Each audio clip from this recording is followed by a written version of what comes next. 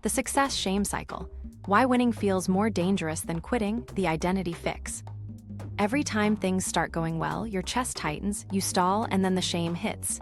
You know the move. Sprint, overthink, ghost your own goals, pretend you never cared. You're not lazy, you're protecting yourself from the wrong thing. Here's the fix. A 60-second reset you can use today to stop the spiral, plus a repeatable playbook that makes success feel safe instead of dangerous. By the end, you'll finish scary projects without burning out or hiding. Fast fix first, deeper identity repair after. Quick win now, theory later so it sticks. Let's reset your system in under a minute. When the panic ramps and shame starts whispering, speed matters. If you wait for confidence, you'll lose to the spiral. The goal is simple: interrupt the alarm before it locks your behavior. We'll use a micro protocol called name, frame, aim. It takes 60 seconds. It works because your brain calms when ambiguity drops, stakes shrink, and you choose one safe move. First, name. Say the trigger out loud in a short, dull sentence. I'm scared they'll judge this draft. I'm worried success will mean more pressure. No poetry, no drama. You're translating a foggy fear into a concrete signal. The thing most people miss is that uncertainty is gasoline for anxiety. Naming turns a vague monster into a small, handleable prompt. This clicked for me when I realized I didn't need to solve my whole future, just identify the loudest alarm today. Second, frame. Swap success equals danger to success equals data. Literally say, this is a data point, not a verdict. That one line moves the moment from identity threat to information gathering. Here, S the shortcut nobody teaches. When you treat outcomes as data, you remove the need to defend your ego.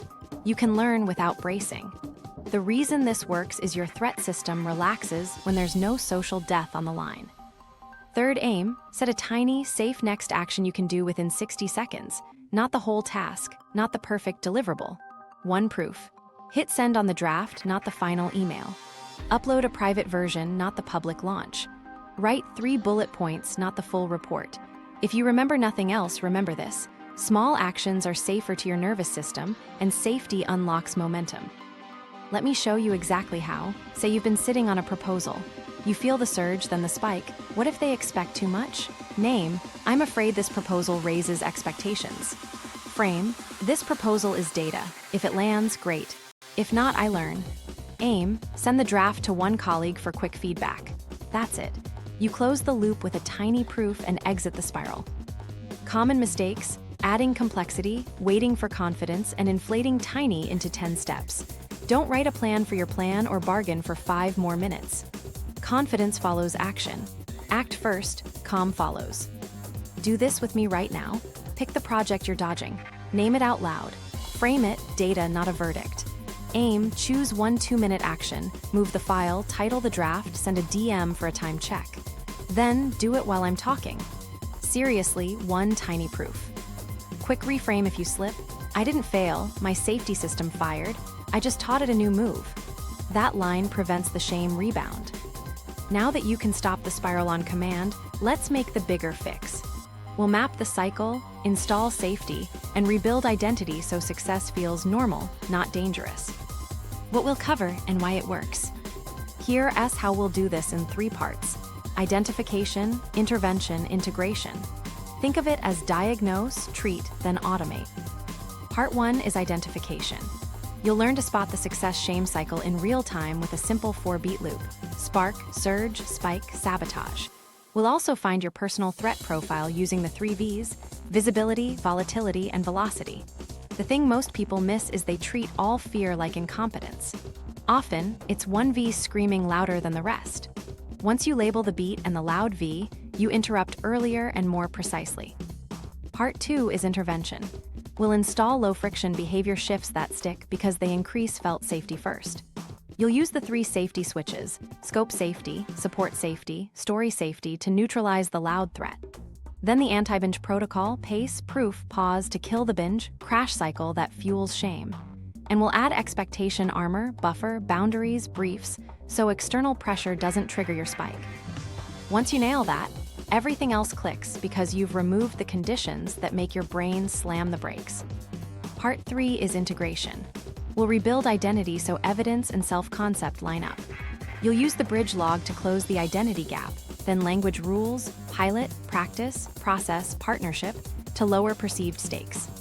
Finally, we'll stack it into a weekly anti-sabotage review, a 24-hour recovery play for slips, and a daily flow that reduces choices so the fix runs on autopilot. What to expect? 5 mechanisms, 5 tools, 3 integrations you can reuse across projects. You'll move from fighting yourself to managing systems. You'll feel safer, ship faster, and stop hiding after a win. The game changer nobody talks about is this. When success feels safe, discipline becomes optional. First, let's understand the cycle you're trapped in so we can break it clean. Identification 1, the success shame cycle. Before we fix anything, you need to see the pattern while it's happening. If you misread success as a threat, your brain will do anything to pull you back to safety, even if it costs you the win you want. That's why you start strong, then suddenly lose motivation, overperfect, or disappear. It's not laziness, it's protective quitting. The stakes. If you don't spot it early, you'll burn fuel in short sprints, build a shame residue, and teach your nervous system that momentum is dangerous. When success feels unsafe, you'll keep choosing relief over results. Quick psychology note, shame is self-focused. It shifts, I did something wrong into I am wrong, which freezes action. Guilt points to a behavior you can fix. We'll use that distinction to keep you moving. Here's what's actually happening. A 4-beat loop I call spark, surge, spike, sabotage. Spark is when an opportunity opens and you feel a clean zing of motivation. New client, new idea, new role. It's possibility, not pressure. You feel lighter. You say yes. Surge is the rush to prove you belong. You overcommit, sprint, or binge to get early evidence. You stack tasks, extend hours, say, I'll just push a little harder. It works in the moment. You get fast progress and attention. But under the surface, you've quietly set a sustainability trap. Spike is when attention and expectations rise. People notice. The deadline moves closer. The next milestone is bigger. Your threat detector hears more eyes, faster pace, less control. That's the moment the body heat climbs, heart rate, tight jaw, looping thoughts. This is the critical pivot. If you read the signal as I'm in danger, your system will reach for safety now. Sabotage is the safety strategy. Delay, drama, perfecting, then withdrawal. You switch to low-stakes tasks. You research instead of drafting. You edit the opener for an hour. You start a new, urgent project. Eventually, you ghost the original goal, then explain it with a story that protects you. The timing wasn't right. I'm still refining. I need more data. Now here's where most people mess up. They treat sabotage like a character flaw and try to add discipline on top. But more force fuels the threat. You muscle through one cycle, then crash harder the next time. Each beat has a predictable feel in the body and a predictable thought pattern. If you can label which beat you're in as it happens, you get your steering wheel back. Let me make it practical. In Spark, your self-talk sounds like this could be fun, I can see it. Your body feels open, energized. In Surge, you hear let me prove it right now. I'll do it all today. You feel fast, slightly buzzy, a little tunnel vision. In Spike, the tone shifts to what if I can't keep this up? They're watching. Your body tightens, breath gets shallow, you reread the same line. In Sabotage, the stories soften the fear. It's not ready yet. I'll restart fresh Monday. I should create a better system first. Before we continue, you need to understand the goal at Spike. Not to push harder, but to find felt safety. That's why the 60-second reset works. You turn the alarm into information and choose one safe proof. Once you nail that, everything else clicks. How to use this in real time. Label the beat out loud. Say, I'm in Surge, binge energy, or that's the Spike, visibility fear, or this is sabotage, delay for safety. Naming breaks the trance. Then ask, what does this beat need to feel safe? Surge needs caps. Spike needs smaller scope and clearer boundaries. Sabotage needs one tiny proof to close the loop. A quick micro story. Last week, a client accepted a speaking invite, sprinted a killer outline in 2 hours Surge, then froze when the event promoted her to 500 attendees Spike. She labeled it Spike Visibility. She swapped keynote to pilot talk, sent a draft to one friendly reviewer, and recorded a 3-minute rehearsal. Sabotage never got a turn. Common mistakes: calling it laziness, stacking more goals in Surge, and trying to fix all beats at once. Pick the beat you're in and solve only for that beat. Quick win, write spark, surge, spike, sabotage on a sticky note and keep it beside your screen. During your next work block, pause once and point to where you are. Knowing the beats lets you interrupt earlier, reduce shame, and keep momentum without the crash. Identification 2. Threat detector, why success feels unsafe. Before you blame willpower again, let's talk about your built-in threat detector. Your brain doesn't care about achievement, it cares about safety. Your amygdala, the brain's threat detector, doesn't distinguish much between physical danger and social threat. Spikes in scrutiny, change, or speed can all read as danger. When results rise, 3 specific signals get loud: visibility, volatility, and velocity. If you don't spot which one is screaming, you'll waste energy fighting the wrong battle, and your system will pull you back to safety. Visibility first. More eyes feel like more judgment. Promotions, bigger audiences, leadership roles, suddenly people can see your work, your decisions, and your mistakes. If you learned early that attention invites criticism or pressure, visibility registers as danger. The consequence? You hide imperfection, you delay shipping, or you keep projects private until they're ready, which never arrives. The benefit of mastering visibility fear is simple. You can step into rooms, share drafts, and take feedback without your pulse spiking. Volatility next. Success changes things: scope, tools, relationships, routines. Change means less control and more uncertainty. If your nervous system equates change with loss, volatility feels like standing on a moving floor. You'll cling to familiar processes, resist handoffs, overplan, and stall decisions that would move you forward. When you tame volatility fear, you can ride change in smaller increments, protect your anchors, and keep momentum while conditions shift. Velocity third. Wins accelerate the pace, requests multiply, expectations rise. If you're already stretched, the fear isn't doing it once, it's sustaining it. Your system whispers, if I speed up, I'll never get to stop. That future cost triggers the brakes now. The result is classic. You binge a push, then disappear to recover. When you handle velocity fear, you can cap output, install buffers, and trust a sustainable cadence. Now, how do you find your loudest V in the moment? Run a quick threat triage, 30 seconds, 3 questions. 1. If nobody could see this, would I still feel stuck? If your tension drops when you imagine zero audience, visibility is the culprit. Signs include over-editing intros, avoiding status updates, or rewriting to impress an imagined critic. 2. If nothing changed after the success, would I still hesitate? If freezing evaporates when you picture zero change to workload, tools, or relationships, volatility is loud. Watch for endless scenario planning, new software rabbit holes, or I need to reorganize everything before I continue. 3. If I only had to do this one time, would I act? If you do it once but dread the repeat, velocity is spiking. You'll see, after this, they'll expect X every week stories, sneaky scope creep, and bargaining for more time to prepare the system. Here's a quick example. You get offered a promotion and instantly feel like an imposter. It's easy to call that incompetence, but run the triage.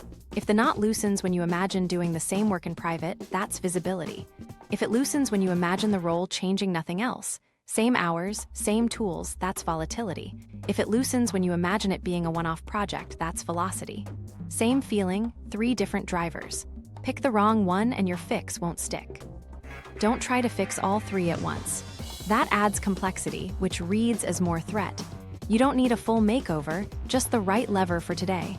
Once you pick it, felt safety returns. Common mistakes, pep talks for visibility fear, just be confident, new tools for velocity fear, or bigger goals to outrun volatility fear. Pep talks don't mute a spotlight. New tools don't slow a treadmill. Bigger goals inflame a moving floor. Diagnose first, then match the tool. Now, quick win time. Pick your current sticky task and ask the 3 questions. Circle the loudest V, then write 1 counterfact for it. For visibility, 3 peers saw my last draft and said clear and useful. For volatility, I can keep my morning routine. This change touches only 2 meetings. For velocity, I'm capping output to 1 deliverable a week with a review day. 1 line, put it above the task. You've just told your threat detector, I see you, and here's why this is safer than it feels. Once you know which V is yelling, you can choose the right safety switch and move without the shame hangover. Next, we'll install those switches so your performance rises only after safety does. Intervention 1. The 3 safety switches. When your threat detector's loudest V is identified, performance won't unlock until safety returns. Trying to grind without safety is like pressing the gas with the parking brake on. You burn out and blame your character. So we install 3 safety switches you can flip on demand: scope safety, support safety, and story safety. Use them singly or in combo, matched to the loudest V felt safety first, output second. Scope safety shrinks deliverables without shrinking ambition. It answers velocity and volatility fears by reducing what done means right now. Instead of finish the full report, you ship a 1-page snapshot. Instead of launch to 1,000, you pilot with 10. The thing most people miss is that you can compress scope and still aim at the same mountain. You're carving a smaller step, not changing the destination. Why it works. Your system can tolerate progress when the cliff edge becomes a curb. How to do it: predefine a minimum viable proof before you start. Ask, what's the smallest artifact that moves this forward? Then set a hard boundary around it. 1 page, 5 slides, 500 words, 3 calls. Pair it with a time cap. Common mistakes: calling a pilot phase 1 but secretly packing full quality standards into it. That's safety theater. If you use the word pilot, you must also lower criteria. Support safety addresses visibility and volatility by not waiting until you're overwhelmed to ask for help. Most people delay outreach until shame is already high, so the ask feels like confession. Flip it. Schedule help up front. That turns support into architecture, not rescue. The reason this works is co-regulation. Other people's calm nervous systems help yours downshift. Also, when expectations are shared, the spotlight softens. How to do it: pre-schedule 2 scaffolds before you begin. 1 process support, parking, check-ins, office hours, and 1 expertise support, reviewer, editor, tech help. Put names and times on your calendar. Add a fallback rule: if you miss 2 blocks or feel the spike, you trigger a 10-minute work session or send a 3-line help request. Common mistakes: vague, let me know if you need anything agreements. Convert them into actual slots with topics. Story safety lowers perceived stakes by changing labels and language. It's the strongest switch for visibility fear. Words like launch, final, and performance cue the threat of judgment. Swapping to pilot, draft, and practice reframes the same work as learning. The shortcut nobody teaches: your nervous system listens to metaphors more than pep talks. Pilot tells your brain, we're exploring, not auditioning. How to do it: rename the next deliverable and the next meeting in softer, accurate language. Examples: working session, pilot release, practice run, tech rehearsal, beta feedback. First pass. Then surface the learning question: what one thing am I testing? Put that in your calendar notes and your email subject lines. Common mistakes: using softer words while keeping hidden perfection bars. If it's a practice, you must publish the practice result, not hide it until it's perfect. Now, how do you match switch to threat? Use this quick pairing: visibility right arrow story safety first, then support safety. Volatility right arrow scope safety first, then support safety. Velocity right arrow scope safety first, then story safety. If 2 Vs are loud, stack 2 switches, never all 3 at once on day 1. Complexity is its own threat. Example time: visibility fear, you're rolling out a new analytics dashboard and dread the all hands reveal. Story safety, rename dashboard launch to dashboard pilot V3. Support safety, book a 20-minute pre-brief with a friendly stakeholder to sanity check the message. Scope safety, show 3 metrics, not 20. Send a 1-paragraph intent. Goal, test clarity on 3 metrics with 10 people this week. Success equals 1 useful suggestion. You've made the room smaller and the target explicit. Volatility fear, your team is switching CRMs and you're resisting every decision.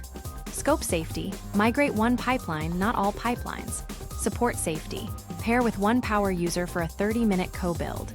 Story safety, call it a sandbox trial, not system switch. Define the test question: can we replicate lead status flow with no data loss? The moving floor becomes a test bench. Velocity fear, your content is gaining traction and you're sure you'll get trapped producing twice as much. Scope safety, commit to 1 piece per week capped at 90 minutes. Story safety, call each piece a practice post.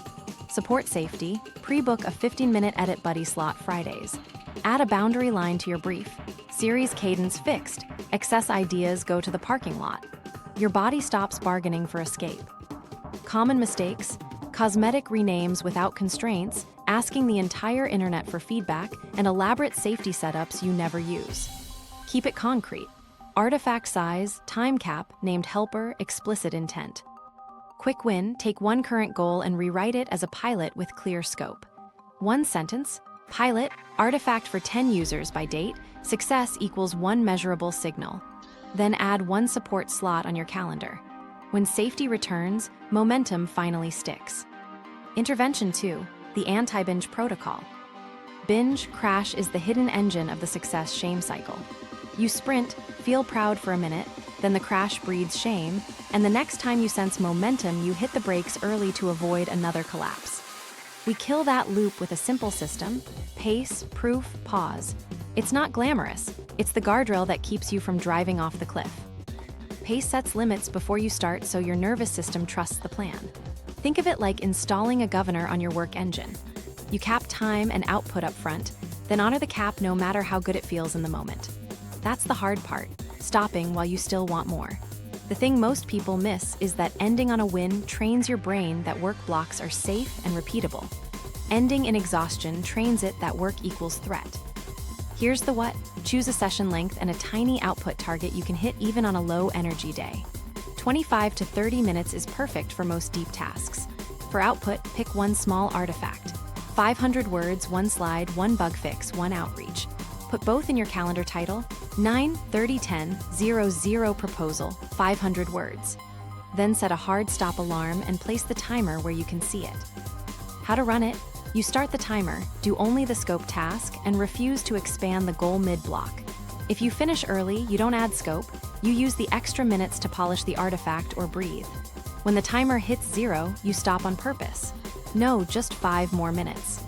That phrase is how binges are born. Proof is your visible receipt of progress. Without proof, your brain forgets you did anything and demands another binge to feel safe. So every session ends with a single artifact you can see later.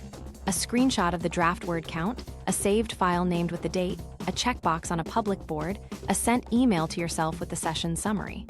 One proof, same place, every time. The reason this works is simple. Your prefrontal cortex trusts evidence, not vibes. Examples of solid proofs: a V1 outline, MD in the project folder, a Notion page clipped with the paragraph you wrote, a Git commit with a clear message, a photo of the whiteboard dropped into your proofs album. Weak proofs to avoid: I thought about it, a dozen open tabs, or a private promise you'll remember later. You won't. Pause is the mandatory stop and mini celebration that closes the loop. Without a clean close, your body stays revved and hunts for more work, which creates binges or restless flop. Pause is 2 parts: a reset ritual and a tiny reward. Reset means you breathe slow for 20 seconds, stand up, and move your eyes off the screen to a distant point. Reward means you say one sentence of credit out loud, proof logged, 500 words shipped, and do a small pleasant thing. Sip tea, stretch, step into sunlight. It's corny, it works. Let me show you exactly how it looks in practice. You've got a feature spec due this week. Pace. You book 30 minutes at 2:00 p.m. with the notes spec 1 section. You set your target to the assumptions section only. You start the timer, write only that section, and ignore the urge to peek at emails or rewrite the title. At 2:30, you stop even if you're mid-sentence.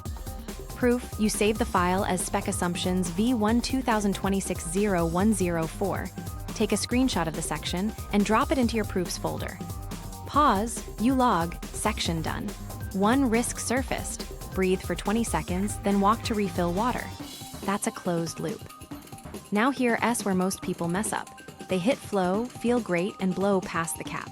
It feels productive, but it teaches your brain that sessions end in depletion, which increases dread tomorrow. Another mistake is invisible progress. No saved artifact, no commit, no log. You'll forget the win by morning and assume you're behind. Stacking sessions back to back without a pause also turns the protocol into a stealth binge. Don't. A quick micro story. A designer I coach used to marathon 8 hours the day before reviews, then hide for 2 days. We capped to 3 30-minute blocks per day, each with 1 screen as proof. After 2 weeks, her review anxiety dropped by half because she had 15 visible proofs to stand on. Same talent, different pacing. Calendar this now. Pick tomorrow's first deep task, Add 25-30 min cap plus 1 proof to the title and prepare your proof folder. If you remember nothing else, remember this. Stop while it's working. That single move ends the binge, crash, and makes consistency feel safe. Intervention 3. Expectation armor. With your pace stable, here's where many people still get tripped: external pressure. Clients, bosses, audiences, even your own future self can crank the spike. Expectation armor prevents that. It has 3 layers you set before you start: buffer, boundaries, briefs.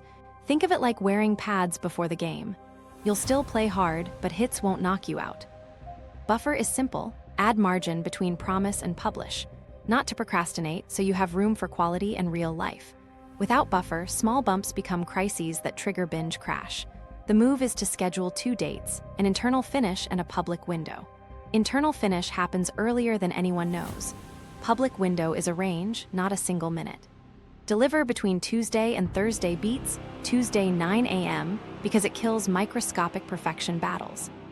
The reason this works is your nervous system stops bracing for a one-shot hit. You've got air to breathe. How to set it up? For a 2-week deliverable, pick an internal finish at day 10 and a public window across days 12 to 14. Place a 24-hour review buffer between them. Add 1 contingency slot on your calendar. If it goes unused, you take a walk. If you remember nothing else about buffer, remember this: precision inside, flexibility outside.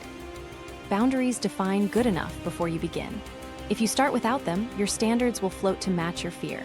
That's how a simple draft becomes a cinematic masterpiece in your head. Predefine 3 criteria: must-have, nice-to-have, out of scope. Must-haves are the non-negotiables tied to the outcome's purpose. Nice-to-haves are polish you only add if time remains. Out of scope is the fence that blocks scope creep. Put numbers where possible: word count ranges, slide limits, response time caps. The reason this works is you've converted judgment into a checklist. That lowers ambiguity, which lowers threat. Briefs are the 1-paragraph intent you share with stakeholders before you build. It anchors expectations to purpose and constraints. A good brief answers 4 lines: goal, audience, scope, window. 1 more line for success criteria. You can reuse this as a pre-commit pack each time, so you're not inventing it fresh. Let me show you exactly how to combine them. Say you're delivering a client strategy memo. Buffer: internal finish Wednesday 4 p.m., public window Friday to Monday. Boundaries: must have equals 2 recommendations with rationale and 1 risk. Nice to have equals visual mock. Out of scope equals full financial model. Numbers: 801,000 words, 1-figure max. Brief: goal: equip exec team to decide between A/B next quarter. Audience: non-technical leaders. Scope: 2 recommendations with 1 risk each. Window: Friday, Monday. Success equals they choose a direction or request 1 focused follow-up. You send that brief today. Now everyone's aligned, and you've boxed expectations before fear can inflate them. Watch for these traps: vague promises, "I'll get you something soon," moving targets mid-project, hypey briefs, massive launch coming, and building a pre-commit pack once and never reusing it. Keep language plain, definitions stable, and templates reused. How to create your pre-commit pack today. Build a small doc with 3 sections you copy for each project. Section 1, buffer internal finish date, public window, review buffer, contingency slot. Section 2, boundaries, must have, nice to have, out of scope with counts. Section 3, brief 5 lines, goal, audience, scope, window, success. Add a final checklist. Sent to stakeholders, calendar holds added, proof method picked. Keep it in your project folder and pin it. Example email you can send right now. Subject: pilot brief, project name. Goal: 1 line. Audience: who. Scope: X, Y, Z. Window: range. Success: signal. Internal finish: date. If this looks good, I'll proceed within these constraints. If you'd like to adjust scope, let's swap 1 item in for 1 out. That last sentence is armor. Scope changes become trades, not silent expansions. Quick win: draft a 1-paragraph brief for your current task and paste it into your calendar invite or send it to 1 stakeholder. Set an internal finish and a public window. Define 1 out-of-scope item. That S expectation armor on in 5 minutes.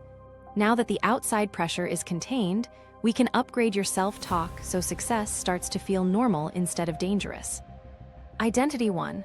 the identity gap and imposter heat. Now we upgrade the software that runs the whole system, your identity. Here's the problem most people miss. Your results can jump faster than your identity can update. When that happens, you feel like a fraud, not because you are one, but because your self-concept is lagging behind the evidence on the ground. Psychologists Clance and Imes first described this in 1978 as the Imposter Phenomenon. High achievers discount evidence and attribute wins to luck. That lag creates heat, buzzing doubt, scanning for threats, compulsive overchecking. If you don't cool that heat, you'll keep hitting the brakes right when things work. Why this matters?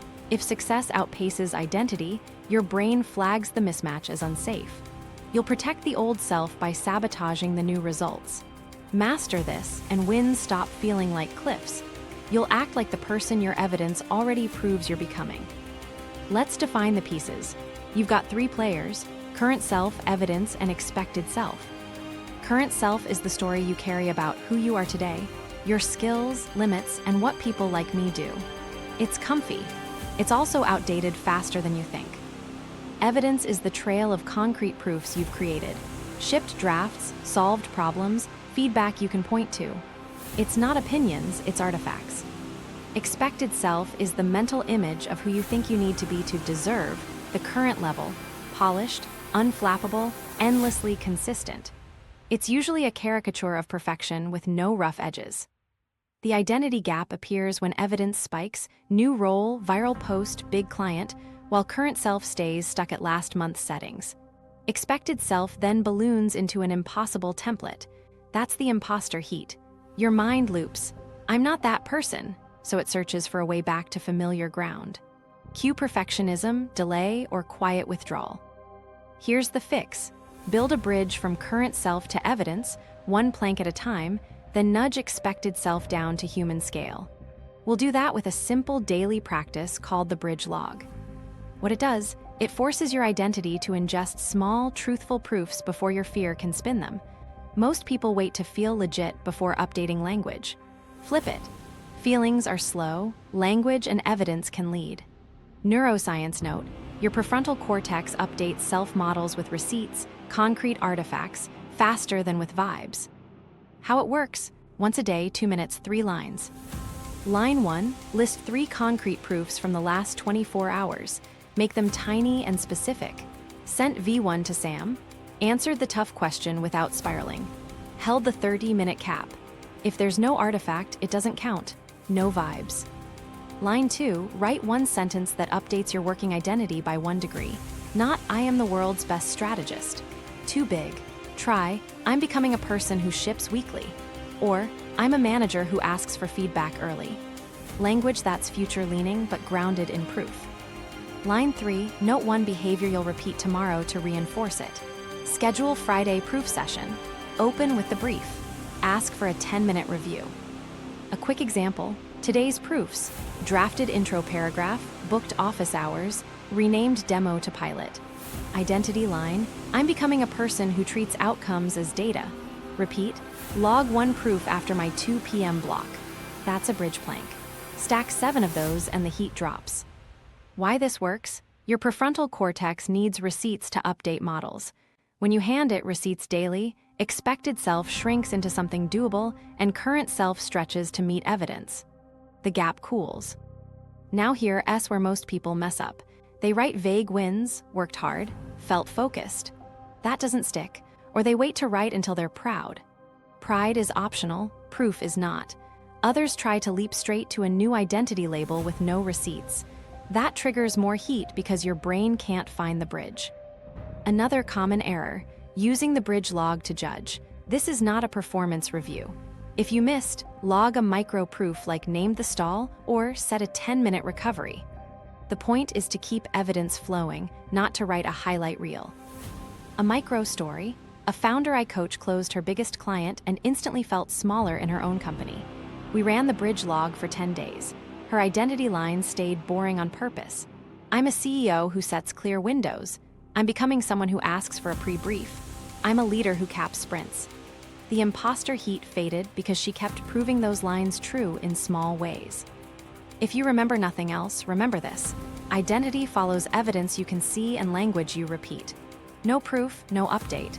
No update, more heat. Your quick win right now: write one sentence. I'm becoming a person who ships weekly.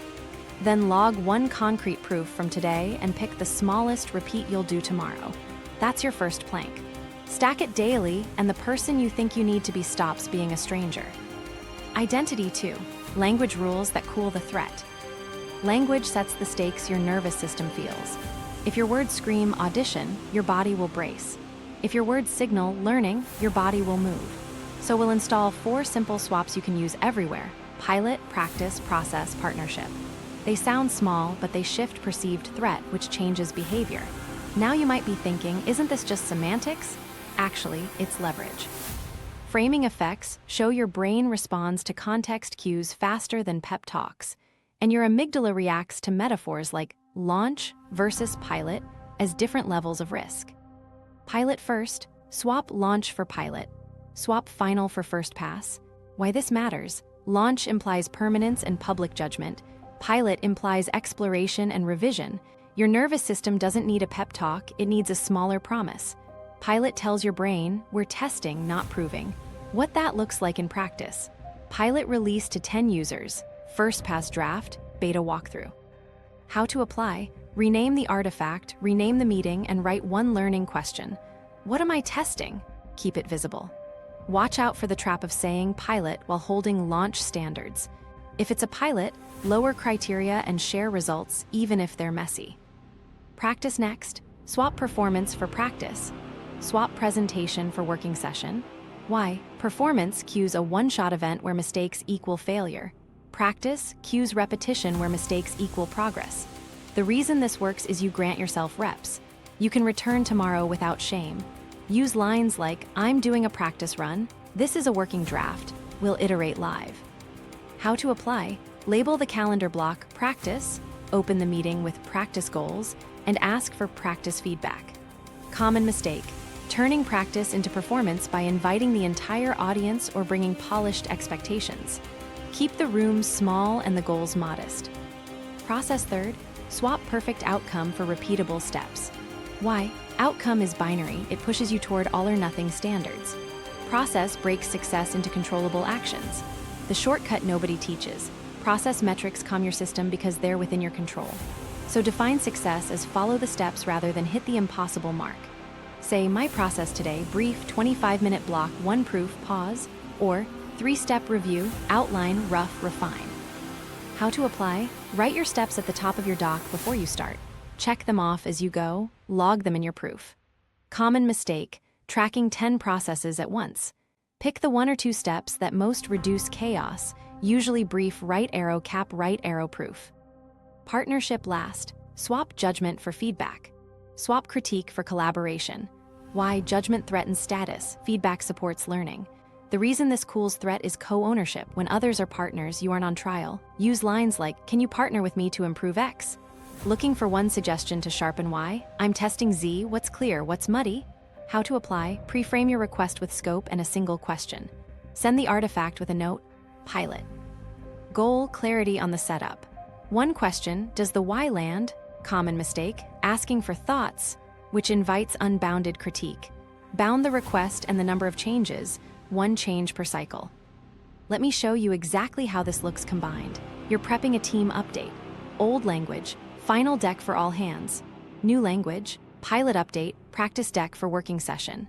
Process: brief, right arrow, 25-minute draft, right arrow, 1 proof, right arrow, pause. Partnership: looking for 1 suggestion on slide order.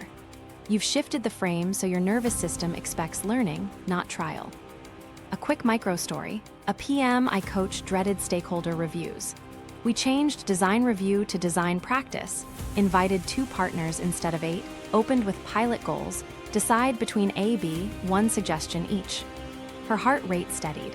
Same work, different words, lower threat, better decisions. Now common traps to watch out for: overhyped labels, masterclass; ultimate, perfect, invite scrutiny and spike visibility fear. Vague collaboration, thoughts, creates volatility because it blows open scope. And silent frames, no label at all, let your brain default to this is high stakes, which fuels delay. don't do any of those. Your how-to checklist for today. Rename your top 3 goals using pilot, practice, or process.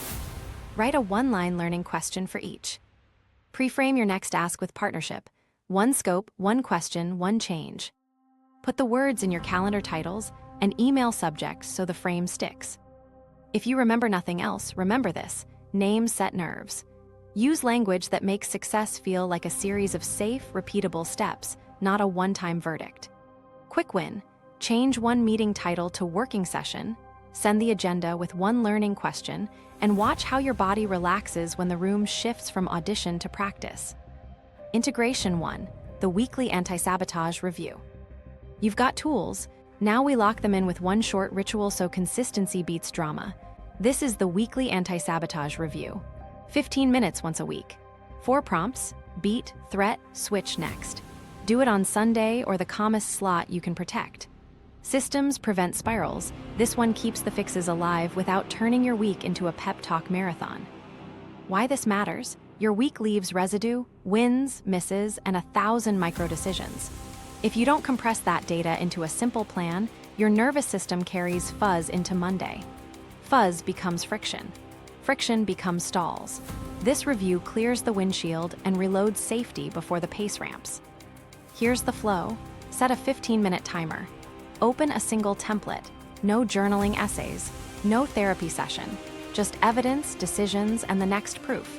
Consistency builds emotional safety. Predictable reviews reduce ambiguity, and ambiguity drives anxiety. Prompt 1, beat: which beat showed up most this week? Spark, surge, spike, or sabotage? Scan your calendar and proofs folder. Label the dominant beat in plain words. Monday, Tuesday, surge; Thursday, spike. 2 lines max. Why this works? Naming patterns compresses 7 days into graspable signals. The thing most people miss is they only remember the last 24 hours. Your proofs help you see the whole arc. Prompt 2, threat: which V was loudest? Visibility, volatility, or velocity? Use the threat triage questions quickly. Write 1 sentence per V you considered, then circle the loudest. Example: visibility, high during team demo. Volatility, medium with new tool. Velocity, spiked after praise. Circle 1. This is your lever for the week ahead. Prompt 3, switch: which safety switch worked and which do you need next? Choose from scope, support, story. Write exactly what you used and the result in evidence terms. Story safety, renamed review to practice. Heart rate steadied, shipped V1. Then pick 1 switch for the loud V this coming week. Don't stack all 3. Complexity is threat. 1 switch, clearly defined. Prompt 4, next: what's the smallest next proof? Choose 1 concrete artifact you'll produce early next week that closes the loop on last week's pattern. Make it tiny and scheduled. Monday 9:30, 500-word section plus screenshot proof. The point is momentum without binging. Let me show you exactly how to run it with a real example. Say your week looked like this. You sprinted a pitch deck surge, got spotlighted in Slack spike, and then spent 2 days refining slide 1 sabotage. In the review: beat, surge early, spike Wednesday, sabotage Fry, threat. Visibility loud, Slack shoutout made me tense. Switch: story safety helped when I changed final pitch to pilot walkthrough, need support safety next, book 15-minute pre-brief with Jenna. Next, Tuesday 10:00, record 3-minute deck walkthrough, send to Jenna for 1 suggestion. Proof equals Loom link. 15 minutes, you've converted a shamey blur into 1 safe move. Add 2 optional lines if you want slightly more structure. Outcome line: proofs logged, 8 to keep yourself focused on evidence. Pace line: caps honored, 4-6 so you can spot binge creep. That's it. Common traps: turning the review into self-critique, adding 10 goals that inflame velocity fear, and skipping scheduling. Keep it to facts and small adjustments. Pick 1 next proof. Put it on the calendar with the brief and the chosen safety switch. A quick micro story: a marketer I coach kept dreading Mondays. We installed this review Sunday nights. Her first month looked like this: week 1 spike, visibility, switch, story safety next, pilot post. Week 2 velocity, switch, scope safety next, 250-word draft. Week 3 visibility again, switch, support safety next, 10-minute feedback call. Outcome after 4 weeks: fewer binges, same output, lower Sunday dread. Not because she tried harder, but because she aimed smaller on purpose. Set up your template once and reuse it. 4 headings: beat, spark, surge, spike, sabotage, threat, V, switch, scope, support, story, next, proof plus time. Add 2 checkboxes: anti-binge cap chosen, expectation armor set. If unchecked, fix them before Monday. Do this with me. Open your calendar, block a 15-minute review slot weekly, and title it Anti-Sabotage Review, Beat, Threat, Switch next. In the notes, paste the 4 prompts. Set a reminder and a strict timer. When it fires, you answer with receipts, not moods. If you remember nothing else, remember this: consistency is emotional safety. A tiny weekly pattern check turns chaos into a plan your nervous system can trust. Schedule it now. Integration 2, the 24-hour recovery play. You'll still slip. That's normal. The win is how fast you recover without feeding the shame machine. Here's the 24-hour recovery play: acknowledge, audit, adjust, act. 4 moves, short and boring on purpose, so your nervous system learns that a miss is a manageable detour, not a character indictment. First, acknowledge. Name the beat and the loud V out loud. Keep it clinical. I slipped into sabotage after a spike, visibility. Or, velocity spiked, I overran the cap. This matters because it stops your brain from generalizing into I always fail. You're labeling a moment, not your identity. 1 line, 10 seconds. Say it. Then breathe once, slow, to mark the reset. Second, audit. 2 facts, 1 lesson, no self-attack. Facts are receipts, not feelings. I missed Tuesday's block, I didn't send the brief. Lesson is a single process insight. Schedule support before DMOS. Skip autobiography. The thing most people miss is they analyze mood and skip evidence. Stick to concrete. If you feel the pull to write a paragraph, you've slipped into rumination. Pull back to the rule: 2 facts, 1 lesson. Third, adjust. Shrink scope or add support, or both. You're making the next move safer, not bigger. If visibility is loud, add story, safety. Rename to pilot, set 1 question. If volatility is loud, add support, safety. Book a 10-minute co-work or a pre-brief. If velocity is loud, add scope, safety. Cap to 1 microproof and a 25-30-minute block. Choose 1 lever and write the new constraint in your calendar title. This is you telling your system, we made the road smaller. Fourth, act. Close the loop with a 10-minute proof today. Not tomorrow, today. It can be comically small. Title the doc, write the first 3 bullets, record a 90-second loom, send a DM to schedule help, paste your brief into the event. The reason this works is your brain learns from the last chapter, not the whole book. End today with a win, and tomorrow is easier. Let me show you exactly how it plays out. Missed your weekly post? Acknowledge. Sabotage after spike, velocity fear. Audit. Skipped cap, no brief. Lesson. Set window and out of scope first. Adjust. Pilot post, 250 words, 1 insight. Internal finish today, public window fry, moan. Add support, safety. Book a 10-minute review with Alex. Act. Write 100 words now and save the file. Pilot post V1 2026-0104. Screenshot to proofs. Pause. 1 breath. Proof logged. You're out. Another example. You ghosted a stakeholder after praise cranked the pressure. Acknowledge. Spike, visibility. Audit. No pre-brief. Scope drifted midstream. Lesson. Boundaries before feedback.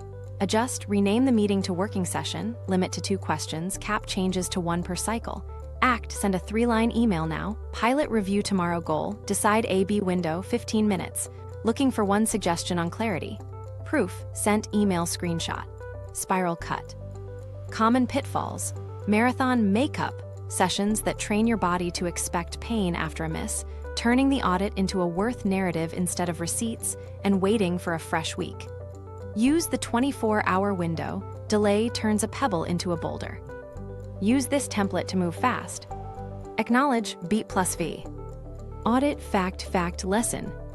Adjust, switch plus constraint in calendar title. Act, 10-minute proof now, plus screenshot commit brief. Tie it to the Anti-Binge Protocol. Your act is a capped microblock with 1 proof and a hard stop. Then run pause. Say, proof logged, recovery complete.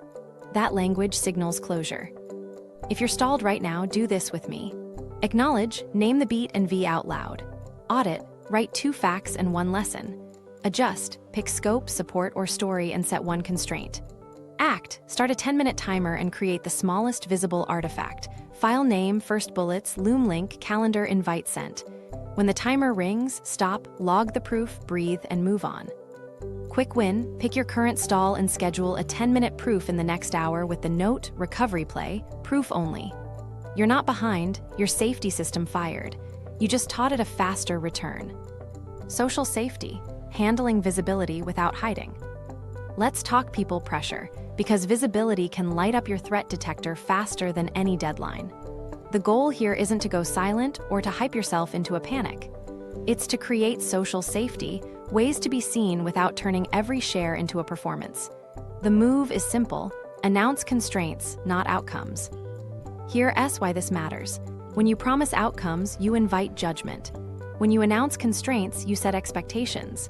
That shift lowers scrutiny and keeps control in your hands. So instead of "I'm launching the new feature Friday," try "I've got a pilot slot for 5 testers this week, looking for 1 suggestion each." Same work, lower threat, better feedback. Use 3 low-stakes labels to cool visibility: pilot slot, office hours, soft launch. Framing matters here too. The words reduce perceived stakes before you even share the work. Pilot slot means you're deliberately limiting scope and audience. You choose who sees it and what you're testing. It sounds like 2 pilot slots for tomorrow's draft, 10 minutes each, 1 question. Is the intro clear? The reason this works is you reduce the room size and pre-frame the ask. People know they're entering a test, not a trial. Office hours give you predictable, contained visibility. Instead of endless ad hoc requests or a giant review, you create a weekly window where people can see work in progress. "I'm holding 30 minutes Wednesday for a working session on the proposal. Pop in if you want context or have 1 suggestion." This turns surprise spotlights into scheduled, bounded exposure. Soft launch is a time-boxed public window without a fanfare. Soft launch next week, Tuesday to Thursday window. It signals progress while buying buffer. You're in control of when and how you respond. No countdown clocks. No big day pressure cooker. Now your feedback rules. Visibility isn't just who sees, it's how they respond. You need structure so feedback doesn't become an open-ended critique that spikes threat. Use 3 questions, 1 change per cycle. The 3 questions: what's clear, what's confusing, what's missing for the goal. That's it. And cap changes. I'll implement 1 change this round. This keeps the room focused and prevents scope explosions. Quick psychology. Bounded asks reduce ambiguity, and ambiguity drives anxiety. Let me show you exactly how to deploy this on a live project. You've got a new onboarding flow. Instead of a loud company-wide post, you DM 5 users. Pilot slot, 15 minutes this Thursday. Goal, test step 2 clarity. 3 questions: what's clear, what's confusing, what's missing? I'll make 1 change after your feedback and schedule a second pass next week. You just built a small, safe room with a clear door and a clear exit. Another example: you need leadership feedback but dread the all hands. You set office hours. Friday 1/001/30 working session on roadmap V1. Goal, pick A or B for Q2. Bring 1 question. You've moved the spotlight off performance and onto decisions. That's social safety. Now here's where most people mess up. They post hype, huge update coming, and create pressure with no constraints. Or they ask for any feedback, which invites everything. Or they stay private until it's perfect, then panic at the first comment because it's the first exposure. Don't do any of that. A quick micro story. A creator I coach used to announce new series dropping Friday, then pull an all-nighter and deliver late. We switched to soft launch language. Pilot posts dropping Fry, Mon, and pilot slots, inviting 5 subscribers to give 1 suggestion. She shipped on time for a month and felt calmer because the room got smaller and the promises got saner. How to implement this today? Decide your room size. Pilot slots, 5-10 people or office hours, 1 30-minute window. Name your frame, working session, pilot, or soft launch. Set the feedback contract, 3 questions, 1 change per cycle. Announce constraints, not outcomes. Goal, window, scope. Close the loop publicly with 1 visible proof. Pilot complete, implemented 1 change on step 2. Here's a draft you can send right now. Quick invite. Pilot slot for the new outline this Thursday, 10 minutes. Goal, test the flow of the first 3 sections. 3 questions: what's clear, what's confusing, what's missing for the goal? I'll make one change after and share V2 next week. That's social safety in one message. If you remember nothing else, remember this: you don't need to hide to feel safe. You need smaller rooms and clearer rules. Use pilot slots, office hours, and soft launches. Announce constraints, not outcomes. Ask 3 questions, make one change, and move. Putting it together, the daily flow. You've got the pieces. Now we make them automatic with a simple daily flow you can run on autopilot. 3 parts: a 10-minute morning map, a capped work block with expectation armor, and a close that logs identity. Reduce choices, keep proof visible, and let safety drive momentum. Morning map takes 10 minutes. Grab your one-page checklist. First, threat triage. Ask the 3 questions fast: visibility, volatility, or velocity. Circle the loudest V. Second, pick the matching safety switch, scope, support, or story, and write the exact constraint. Pilot, 500 words. Support, 10-minute pre-brief with Jamie, or scope, 1 section only. Third, define today's proof. 1 artifact you'll produce in your first deep block. Put it in your calendar title so you can't miss it. 9/30/10/00 proposal, 500 words, V1 screenshot. That's it. 10 minutes. You've turned fuzz into a small plan your nervous system trusts. Now the work block. This is the Anti-Binge Protocol with expectation armor layered in. Start by opening your brief, goal, audience, scope, window, success, and read it once out loud. That anchors your boundaries and your buffer in under 30 seconds. Then hit pace, 25-30 minutes, one tiny output, timer in sight. During the block, you ignore every urge to expand scope, impress a phantom critic, or fix yesterday's problems. If you finish early, you don't add tasks. You improve the artifact or breathe. At the bell, stop clean. Then proof. Save the artifact with a clear version name, take 1 screenshot, drop it into your proofs folder or project board. Expectation armor micromove. If a stakeholder is involved, paste your proof plus 1-line status into your pre-commit pack or send a 2-line update within your buffer window. Pilot V1 attached, testing structure. 1 question: does the setup land? Pause, 20 seconds of slow breathing, stand up, tiny reward. Loop closed. If you've got a second deep block, repeat, new cap, new proof, same close. Keep shallow tasks outside these blocks. You're training a rhythm your body will recognize as safe. The close ritual happens in 2 minutes at the end of your day. Open your proofs folder. Count today's visible receipts, yes, out loud. Then write your bridge log, 3 tiny proofs, 1 identity line, 1 repeat behavior for tomorrow. Example, proofs, 500-word V1, sent pilot invite, scheduled office hours. Identity, I'm becoming a person who sets windows and ships. Repeat, morning triage plus 25-minute cap. Neuroscience note, this is evidence-based identity updating.